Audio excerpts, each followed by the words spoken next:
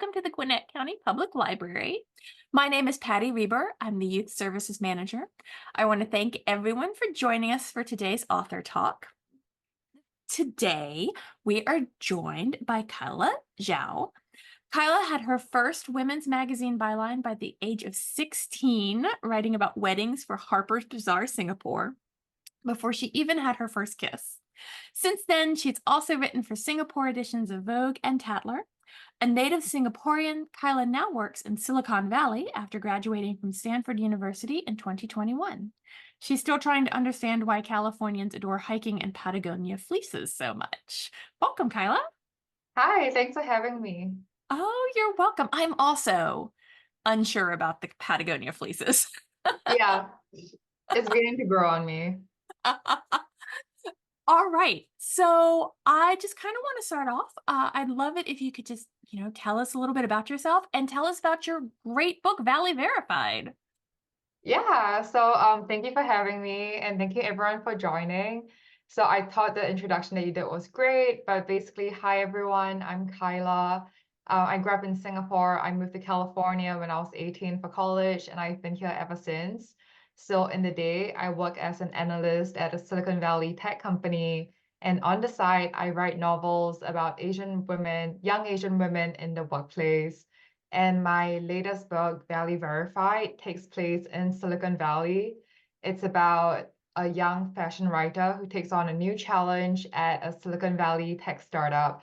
And when she's thrown into this unfamiliar new environment with no support system, she has to figure out what it's going to take for her to succeed and whether she's willing to pay the price for that. Okay. Now, I read this book and I don't want to spoil everything too much, but I have to say, you did a wonderful job because I spent so much time being so angry on the behalf of Zoe. I was just like, no. So I wanted to tell you that first off. Oh, Uh, and I was kind of curious if you could, one of the things I really enjoyed about this book were the descriptions of the clothes and Zoe's sense of style. And I was wondering how much of that is your sartorial style, or was it just sort of wish fulfillment? How do you dress and what's your fashion like? yeah, I think Zoe, the protagonist in my book, she has really bold fashion sense. She really likes bright colors, vibrant prints and patterns. On the book cover, she's wearing this polka dot blouse, which I would never be able to pull off. If I ever wear polka dots, I'll look like I have measles. But yeah, so she's a way bolder dresser than I am, but I wish I could be like her. I wish I could pull off her style. But definitely, I think what she puts on her body is Zoe's way of expressing herself. And when she joins the Silicon Valley startup, when she's thrown into this very tech-heavy, male-dominated environment, she begins to wonder if she needs to tone down her dressing more so that she could fit in and so that she wouldn't call unnecessary attention to herself. So how much of your own career experiences did you use when crafting Zoe? Quite a bit, I would say. I think this story it's very close to my heart. It was partly inspired by something that I went through personally. So like you mentioned in the introduction, I used to work in fashion. I was a fashion writer.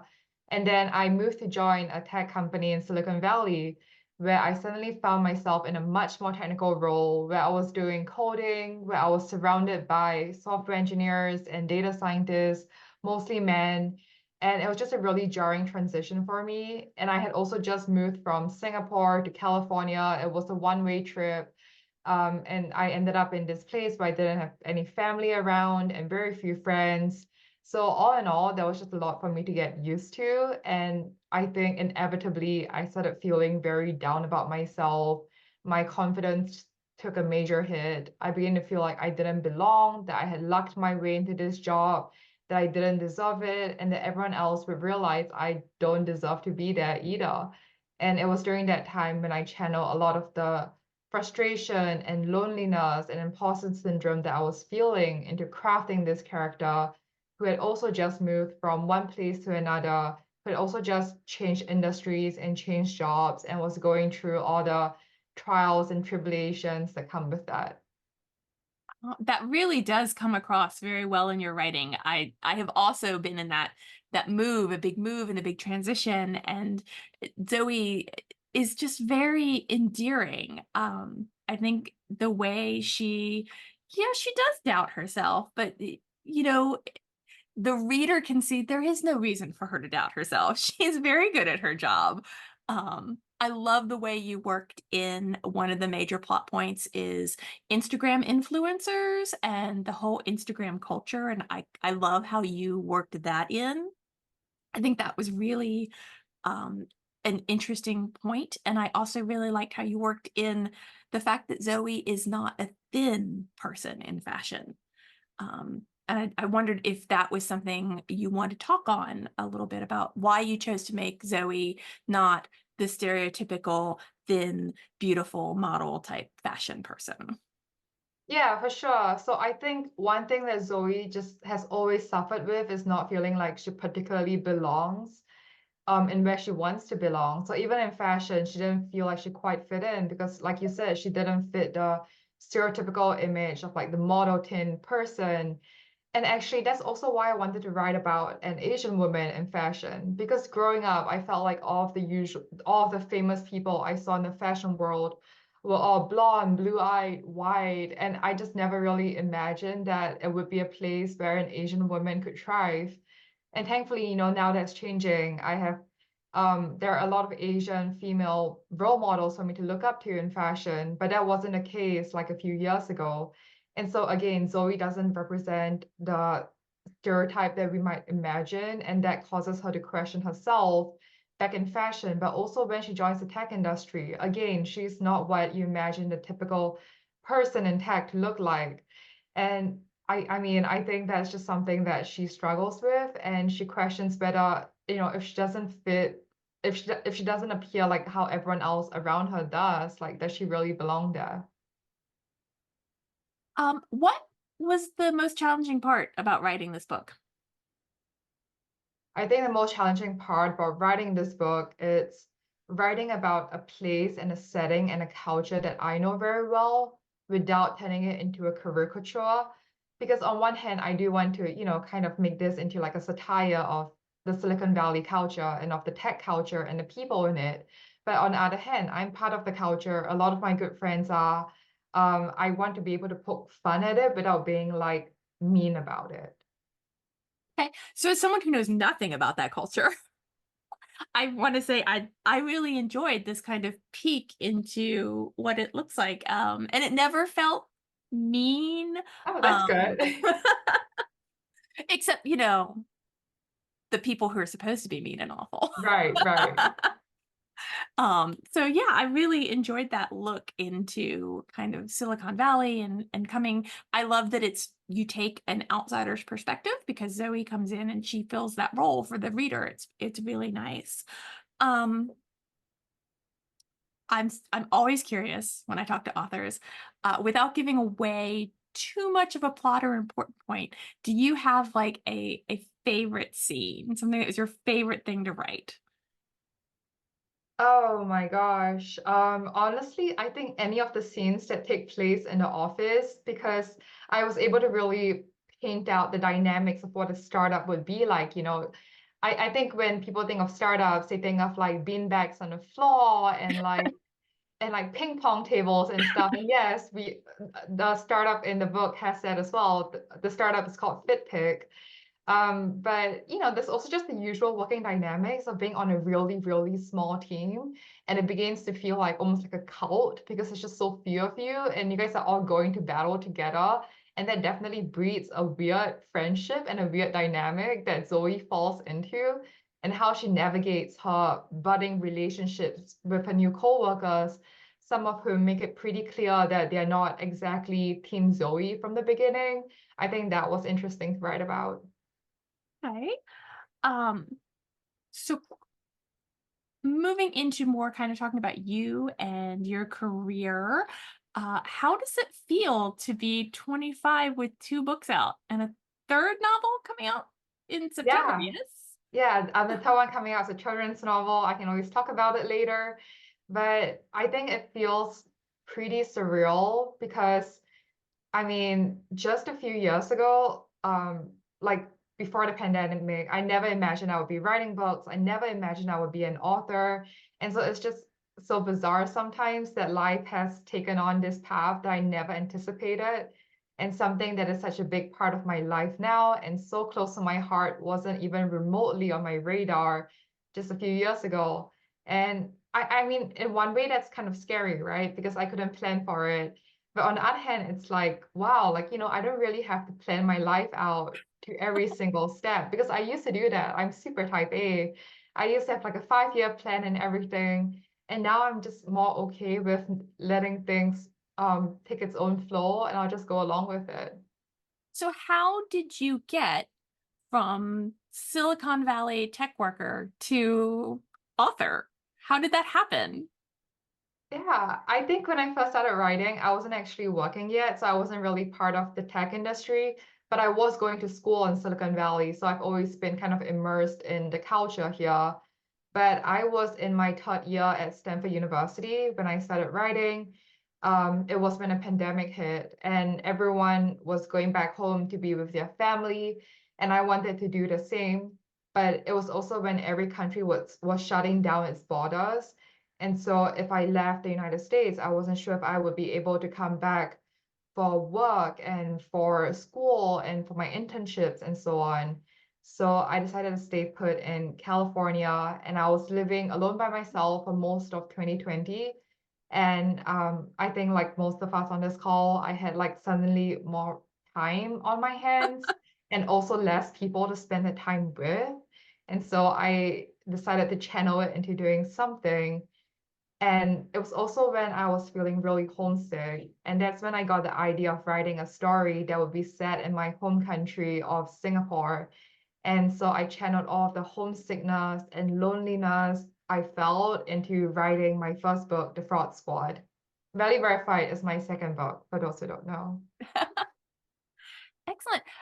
Now, I would love to hear kind of some more about your writing process. And I think you said you had a slideshow that you had set up. Will you talk a little bit about that? Would you like to Yeah. share that? That would be awesome. Yes, I can. In the meantime, I think someone in the chat has a question. So, Yeah. thank you for asking the question. They ask, I would love to hear about how you were able to get an agent, any advice on how to approach one.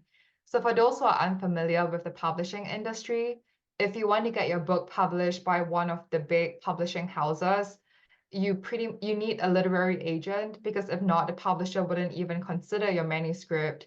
And it's pretty common for anyone in a creative industry to need an agent, like actors have agents, models have agents, artists have agents, and so authors have book agents. And so what happened was after I finished writing my book, I didn't think about getting it published at first. I didn't even think that was a possibility because I'm not American. But as I was writing, I met some writing friends online. Again, it was a pandemic, so that was the only way to make friends. And my online writing friends were trying to get published. And so they taught me a lot about the process. And to get an agent, that's a process known as querying, where you send your manuscript out to all the different literary agencies and you hope one of them likes it enough to want to sign you as a client. So that's what I did. I just cold emailed like a whole bunch of different literary agencies, got my book out, and then hope that someone would like it enough. And then once you get an agent, your agent would send your book out to different publishing houses. And then it's another game of like waiting and praying and hoping. And honestly, so much of being an author is just waiting for people to say yes and praying that they don't say no. Yeah. Okay, so this is me before I became an author. I was born and raised in Singapore. I moved to the San Francisco Bay Area in California to attend Stanford University. I graduated slightly over 2 years ago with a master's degree in communications and an undergrad degree in psychology. And I used to work in fashion. I wrote for publications like Vogue, Tatler, Harper's Bazaar, and I still miss fashion a lot. And these days, I work as a data analyst at a tech company in the Bay. So that's my full-time job. And on the side, I write novels starring women of color in the workplace. My first book, The Fraud Squad, which was the book that got me into writing, the one that I started writing during the pandemic, it came out last year in January, and it was a Good Morning America buzz pick, and also the #1 new release in Asian American literature on Kindle. My second book, Barely Verified, just came out, and then a whole bunch of other stuff about my media credits and so on. Okay, so this was my first book that came out in January 2023. It's called The Fraud Squad. I mean, this is my first book, so it'll always be my baby. And then this is my latest book, also my current book that we're talking about now, called Barely Verified. And then, oh, okay, honestly, I'm not even supposed to show this yet because the cover isn't supposed to be public yet, but I'm going to just give like a peek preview to everyone on this call. This is the cover of my third book coming out later this year. Forget you ever saw it. Just grab it for a memory because it's under embargo, technically, I think. But yeah, it's a children's novel. It's middle grade, so it's suitable for teenagers and preteens. And these are all three of my book children together. And it's really, really bizarre to see my name being said like 3 times in one slide. It's a little bit jarring. But yeah. Okay, so how I started writing. So in spring 2020, I was a student at Stanford University. That's me with my college friends, very typical college experience. And then in March 2020, that was when the pandemic hit. And that was also when anti-Asian racism started rising throughout the United States.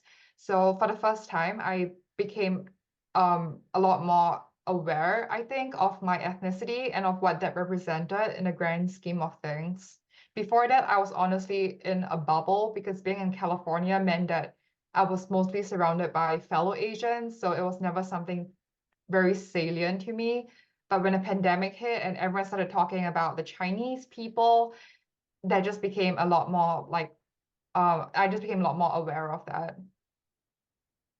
And in summer 2020, like I said earlier, I got very homesick while living alone in California. So it was this combination of homesickness, loneliness, and just wanting to kind of reclaim control of what it meant to be Asian, of what it meant to be a person of color in that time. And that was what drove me to start writing a story set in my home country of Singapore, and where the main characters would all be Asian, because I just didn't want to see Asians being portrayed in a negative, derogatory manner. I wanted us to be the stars of something fun, vibrant, and playful. And yeah, so it started out as just like random scribblings on a notebook. You wouldn't be able to read my handwriting, honestly. I actually found this notebook when I was spring cleaning, and I couldn't read my own writing. I was like, gosh, I have no idea what I wrote.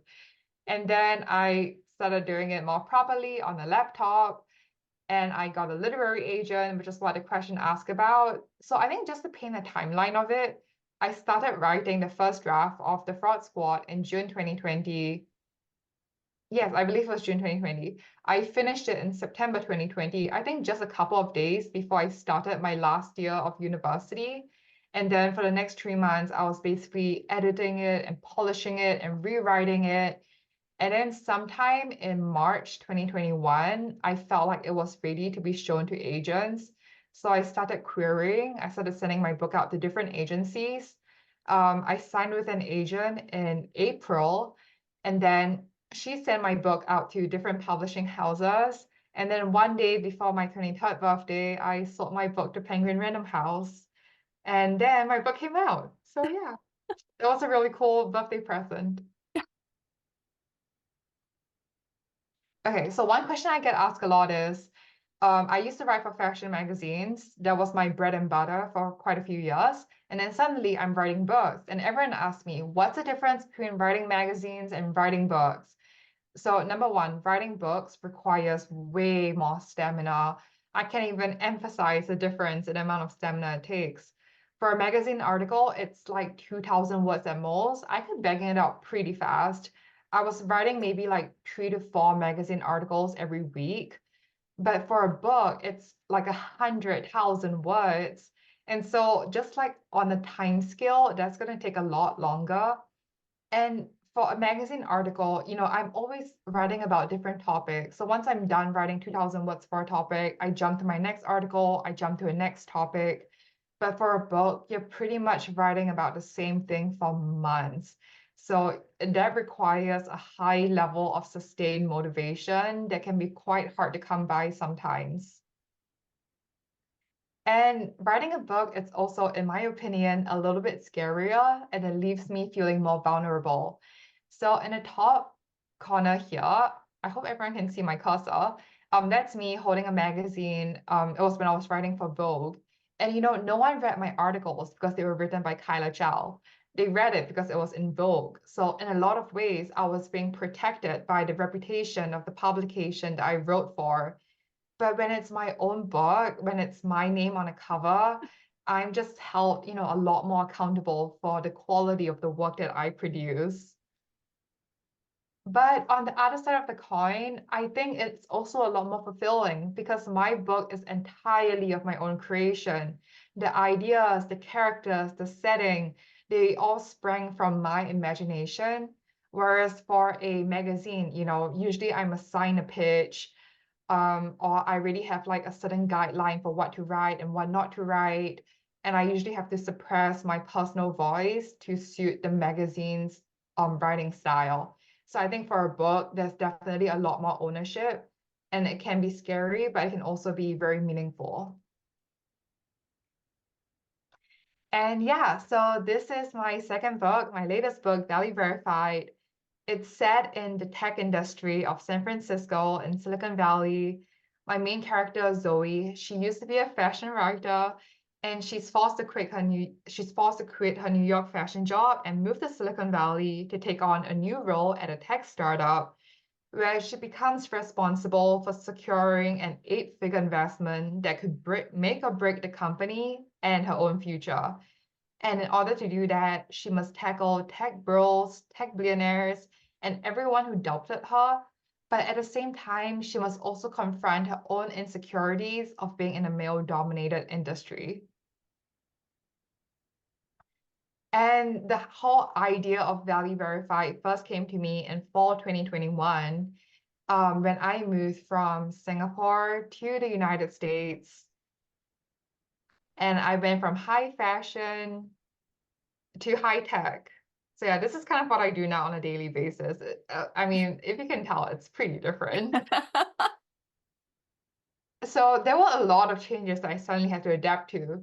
So I went from working with mostly women in fashion, to working with mostly men who are very technical, like software engineers and data scientists. I went from my job being about writing, photo shoots, and fashion events to a lot of coding. And I went from doing creative work in the arts and social sciences to being in a very STEM-heavy, data-oriented field. And back in Singapore, back at my old job, I had a very strong support system around me. My family was around me. And in 2021, Singapore had already mostly made its way out of the pandemic. So people were going back into the office and so on. But when I moved to my tech company in 2021, California was still mostly working remote. No one was going to the office. So I had no friends, I saw nobody, and I had no opportunities to make friends because everyone was at home. So yeah, I think at that time there was just a lot of these thoughts that were churning through my mind. Like, I lucked my way into this job and everyone's gonna realize it. Why do I keep making mistakes? Why do I keep screwing up? Why does it seem like everyone else around me know what's going on, but I don't? And I felt like I couldn't tell my friends because everyone else just seems so accomplished and put together. And then, the what ifs and the regrets began to creep in. Like, I wish I didn't choose to do this. I wish I just stuck with what I knew I was good at. And ultimately, I don't deserve to be here. But I took all of these thoughts and put them into writing. Yay. Okay, and so in December 2021, I had been in my new job for a few months. I really needed a break. It was Christmas time, so I flew back home to be with my family in Singapore.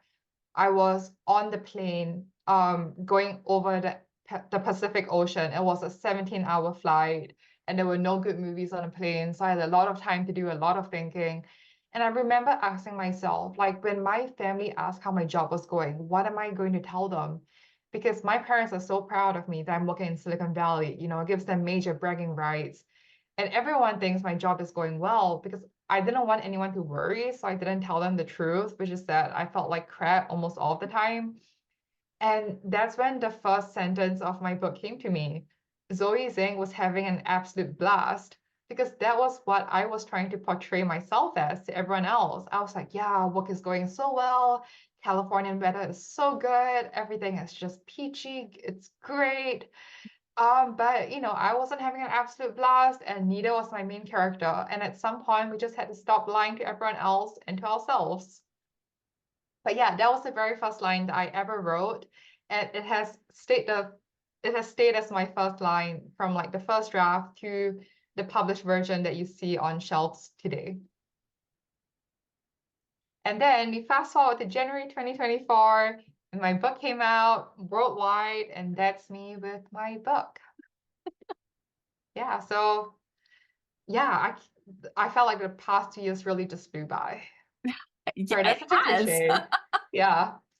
And here are just some early reviews for Valley Verified. And I was very lucky that some authors whom I really look up to, like Amanda Brown, the author of Legally Blonde, and Kirsten Chen, the author of Counterfeit, they read my book and they love it. And the American Library Association also had really nice things to say about how my book is brimming with necessary discussion on sexism and gender bias. So yeah, it's all fun stuff. But what really means a lot to me is hearing directly from my readers.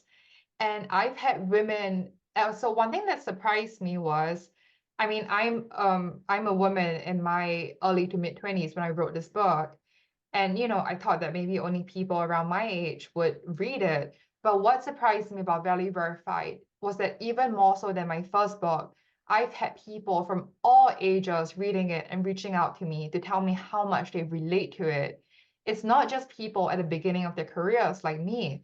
It's people who are really far along. And I can't name any names, but even really high-ranking tech executives have just reached out to me randomly on LinkedIn and be like, hey, I picked up a copy of your book and I actually really relate to what your main character went through. And this is what some of them actually said to me.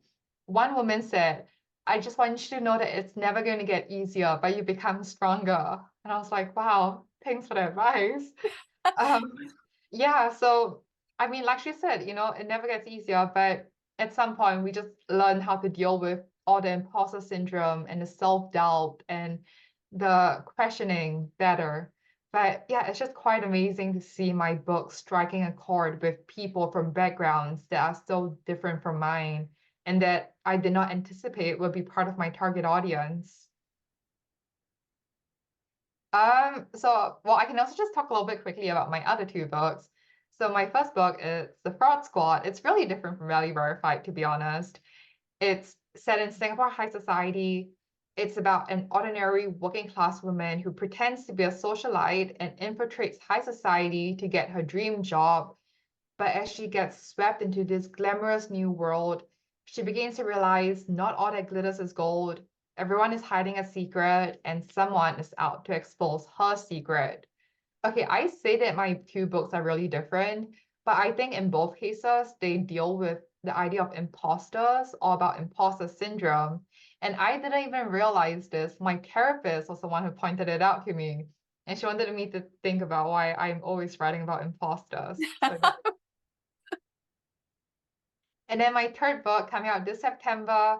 It's for a slightly younger audience, but honestly, everyone can and should read it. It's about a young chess player who makes a bet with her sexist teammate that girls can be as good as boys at chess. But as she sets out to prove him wrong, she finds herself facing a new problem, a very unfamiliar feeling of performance anxiety. And so she has to ask herself, can you still play for fun if you're playing to win? And you can actually pre-order it online now. But yeah. So here are just some the three biggest takeaways from my writing and publishing journey so far. Firstly, writing is a muscle. The brain is a muscle. And like with anything, a muscle can be trained and developed, but it just means that you have to be pretty consistent about it. If you want to get better at writing, you don't have to write every day, but it helps to develop it into somewhat of a habit. You don't want to do this thing where you go for like weeks without writing and then you binge write and then you get burnout and then the whole process repeats itself. It's just not a very sustainable method, in my opinion. But also on the flip side, because writing is like a muscle, it means you have to take rest days. You shouldn't be forcing yourself to write every day if it just doesn't work with your lifestyle or with your schedule. And it's like working out, right? You don't have to work out every day, but you do want to figure out some sort of a routine that works best with your schedule and your lifestyle.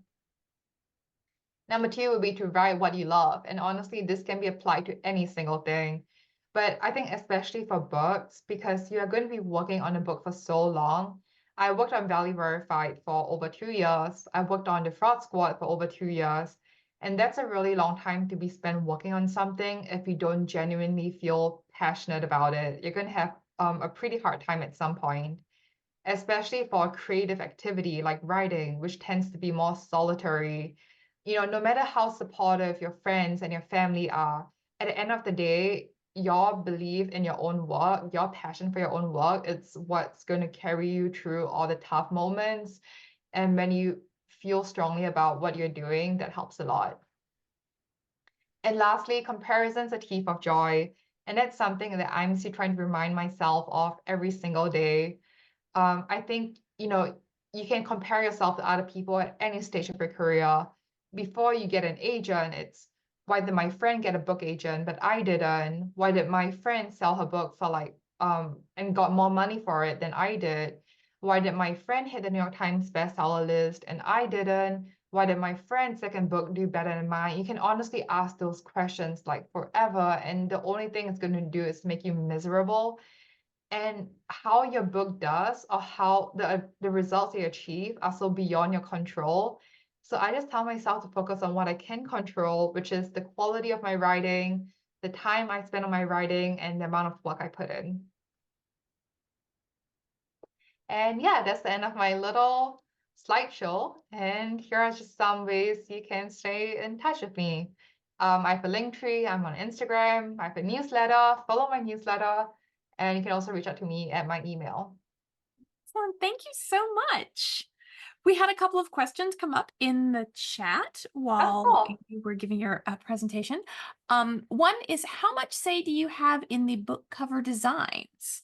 Ooh, great question. Let me go back.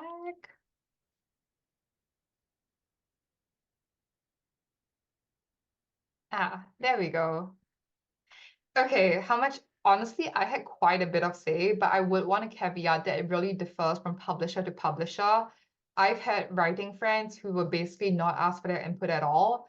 And the sometimes publishers just think like leave it to the experts, leave it to the people who are actually trained with an eye for graphics and for visual design. Um, and I will say that in a lot of cases, like the publisher does have a very good idea of what works for the market and what doesn't. It's not just the cover designer and the artist who decide on the cover. Like this has to be approved by marketing, it has to be approved by sales, it has to be approved by publicity. So a lot of people will give their input on the cover before it even ever gets shown to the author at the end of it. Um, and I'm not a very visual person, to be honest. So when they asked for my opinion, I told them what I didn't want. I didn't want, this is a personal preference, but I didn't want real people to be on my cover. I like illustrated covers better. Um, and I did want a cover where the main character would stand out a little bit more because the genre that I write in is women's fiction. And so the focus is very much on the woman and her journey of self-discovery. So yeah, and I think in all the cases, I got what I wanted. I will say though that I think the Valley Verified cover was a little bit trickier just because there are so many different colors going on. Like my main character dresses very colorfully. And we also wanted to use colors to outline the differences between fashion and then between the tech world. And so you had to figure out a color scheme that would be really cohesive, but would still be distinct enough to flesh out all the differences. And so that was pretty hard. And I'm really glad that I could just leave it to the experts. Okay. And then the next question says, can you say what kind of advance you received and was that typical for a debut author? I don't think I could say the exact amount. I'm pretty sure my publisher and my agent would not like that. I will say though that I don't think my advance was typical. I think, I think there are a lot of factors that go into it, and it's also very contextual. So for instance, if I were to sell my first book now, would I get the same advance that I did 2 years ago? Maybe not, because the trends have changed so much and people's appetites for certain stories have changed a lot. So I sold The Fraud Squad that's set in high society back in 2021. It was still during the pandemic. People were craving escapist, fun fiction. And it was also when Crazy Rich Asians became really popular. So that was when publishers realized that there was a market for stories starring Asian main characters. And so all of those factors helped a lot. And yeah, again, I don't think if I sold the book like a few years earlier or if I sold the book a few years later, I think my advance amount wouldn't have been the same. And just for those on the call who are not familiar with the word advance, that's basically how much a publisher pays to buy a book. Okay, thank you. The next question is from M. It says, can you elaborate a little more on the querying process? How many agents Yeah. did you query before landing your agent? I'm about to start querying the process, and I keep hearing that without a social media following, most agents and publishers would not be interested in the work of an unknown writer. I would love your perspective. Yeah. So on the social media side, I honestly don't think it matters a lot for fiction writers. It matters more for nonfiction, I think, because they do want to see that you have credibility to be writing about that certain subject matter. Um, and it's also just it doesn't really matter what your overall following is, as long as you have a really sizable following among your target audience. So if I were a nonfiction writer writing about cooking, it doesn't really matter if I have tons of followers on LinkedIn because my target audience wouldn't be on LinkedIn. They would be in like cooking communities, for instance. And I think for fiction, it's it doesn't matter if you have very few followers. It helps a lot if you have a ton of followers. If you're anywhere in between, it doesn't matter at all. So I think the only way a social media following could really help it's when you're like TikTok famous. And that's when it would help. But other than that, it's not something that you have to worry about. And very, very, very few people ever get to that point when they become like social media huge enough to be relevant. And the first part of the question was about my querying process. So I don't remember the exact numbers anymore, but I want to say I sent my book out to, I want to say it was between 20 to 25 agents. Um, I ended up getting 9 offers, and I signed with my agent from the Creative Artist Agency, CAA. Yeah, I really don't remember the exact numbers. That was like back in very early 2021. And actually, I didn't query my current agent because at that time, CAA, they didn't even allow people to query you. They had no like website or anything. Their book department was really new. And so my agent actually slid in my DMs on Twitter. She heard about my book and she wanted to see it. So yeah. Very exciting. Okay, we have a couple more questions. So, would you ever want to go back to fashion? Oh, well, I hope no one from my day job is on this call. Um, Um, that's a really good question. I don't know. I love fashion, but I can still stay involved in it. Like I mean, I still have a fashion account on TikTok. I still keep up with fashion. I still do some freelance writing sometimes. And I will say though that the fashion industry as a whole is very unstable. And I think that's the case for a lot of creative industries. The pay is unstable, the turnover rate is high. And I think I'm just at a point when I do value some stability in my full-time job so that I can have the mental clarity needed to pursue my creative hobbies like writing. And then Yvonne had a question. How many agents offered you representation for Fraud Squad? And what factors did you consider when you decided on your agent? Because you said you had several offers.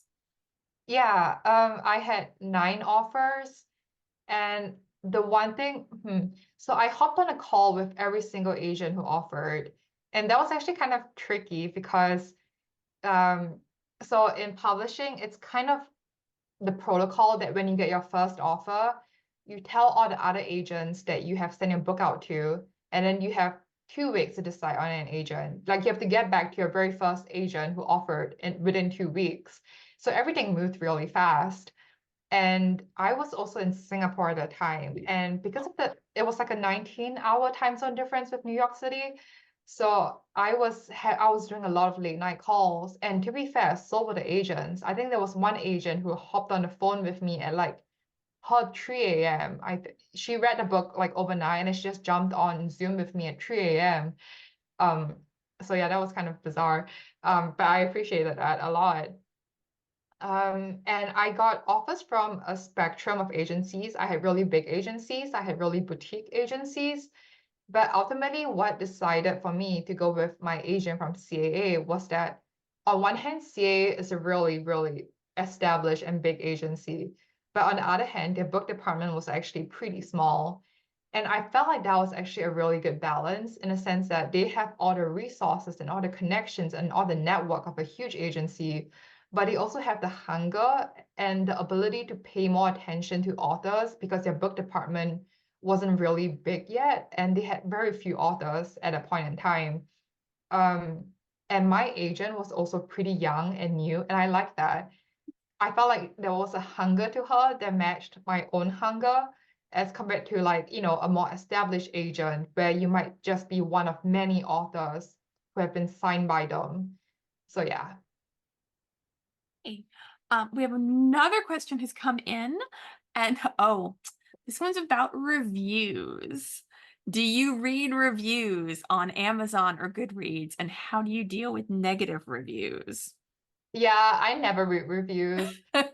Sometimes even when people tag me in reviews, and most of the time you would assume that if someone tags you in a review, it's probably a good review, right? I don't even read that.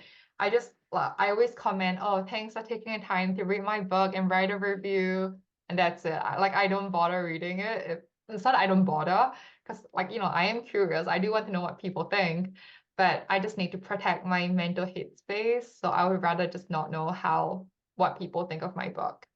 I mean, you Um, did just write 2 books about being imposter and imposter syndrome, so I can understand why you maybe wouldn't want to read reviews.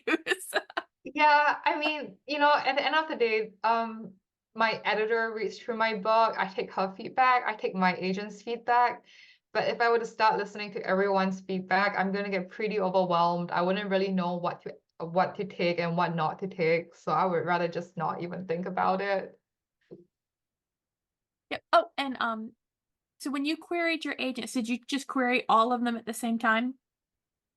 Yeah, honestly, in hindsight, I don't think my approach was like very strategic. I now know more about the querying process, and there are definitely certain like tips and tricks or different strategies. I think one thing that I heard was that you kind of want to separate your list of agents into different tiers. So you have like your dream agents, and then you have like the next tier, and then the next tier. And then you want to start off by querying people who are not in your top tier yet, so that you can see how, the first batch of agents are responding to your book and whether they're giving you any feedback that you can use to improve your book before you send it to like your dream agents. But I don't know, I was impatient. I just sent it out to like a whole bunch of people at once. Yeah. Excellent. Okay, so Chatty asks, how do you think you evolved slash matured as an author between the Fraud Squad and now? That's a great question. In terms of, I think my writing has gotten stronger. Like for instance, for the Fraud Squad, I think I rewrote it like I want to say 3 to 4 times. For Valley Verified, my first draft was honestly pretty clean. And between the first draft and the published version, I think maybe only 10 to 15% of the book changed. On the other hand, I think not really about writing, but from the publishing side, I've become a lot more knowledgeable about the industry and also to some extent more jaded because now I'm more aware that of the business and the commercial side of publishing. I no longer see writing a book as just an art form or as just, being creative. I think there's the business side to it that I've become a lot more aware about. So, of course, I'm the youth services manager here. So, of course, I'm going to be very interested in your upcoming book. Um, Yeah. and I'm curious, how was your approach different writing for a younger audience and an older audience? Did you find that easier or more challenging? Kind of, what was the difference there? Yeah, so writing a children's novel is the hardest experience. I actually wrote May the Best Player Win in 2020. I wrote it in November 2020, the first draft over 1 month as part of National Novel Writing Month. So that's for those who don't know, that's an online challenge where you basically write 50,000 words in a month. So that's what I did. And in case you guys don't remember, November 2020 was also the presidential elections between Biden and Trump. It was just like a really weird time in the country. Like I remember the atmosphere was really weird. The ambiance was just kind of depressing. And so I really wanted to write a more innocent and light-hearted book. And I was like, why don't I write it from the perspective of a kid who's just going to have who's going to be less cynical and less jaded about the world. But what I didn't realize at the time was that I was a jaded and cynical adult. And so capturing the youthful innocence did not come naturally to me at all. And so that was something I had to very consciously work at.